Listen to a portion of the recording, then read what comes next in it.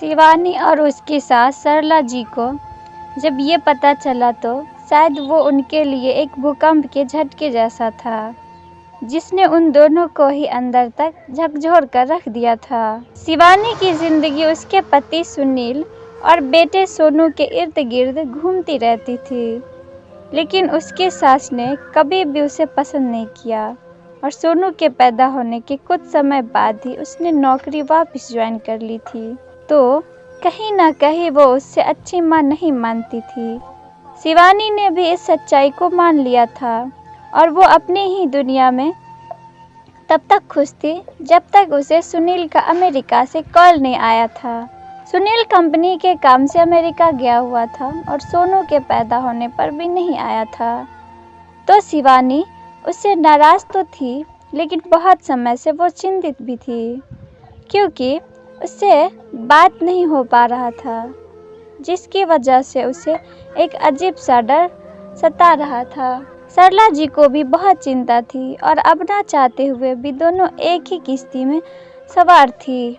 एक दिन शिवानी ने छुट्टी की हुई थी, क्योंकि सोनू के स्कूल में उसे जाना था। तभी लैंडलाइन की घंटी बजी। शिवानी ने फ़ोन उठाया तो सुनील की आवाज़ सुनकर वो चहक उठी और सुनील की आवाज़ सुनने के लिए सरला जी भी तरस रही थी। शिवानी ने फ़ोन को स्पीकर पर डाल दिया और सुनील से अभी लड़ ही रही थी कि सुनील ने कहा कि शिवानी, मैंने यहाँ दूसरी शादी कर ली है और मैंने तुम्हें तलाक के कागज़ भिजवा दिए हैं, तो तुम साइन कर देना। शिवानी थम से सोफे पर बैठ गई और कुछ नहीं बोली और उसकी आंखों से आंसू बहने लगे।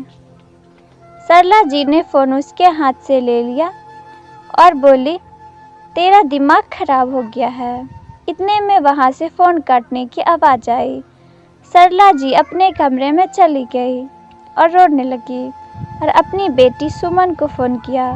सुमन तुरंत वहाँ आ गई और उसने भाभी को सहारा दिया, सबको खाना खिलाया और फिर माँ के कमरे में गई और बोली कि माँ, अब भाभी और आपको एक दूसरे के जीने की वजह बनना है और सोनू के लिए आप दोनों को ये करना होगा।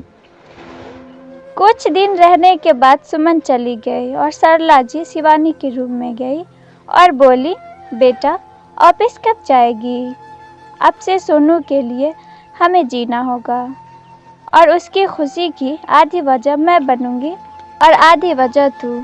ये सुनते ही शिवानी ने हाँ में सिर हिलाया और ज़ोर ज़ोर से रोने लगी। तो दोस्तों, ये कहानी आपको कैसी लगी हमें कमेंट करके ज़रूर बताएं और ऐसे ही कहानी रोज़ सुनने के लिए हमारे चैनल को सब्सक्राइब कर लें।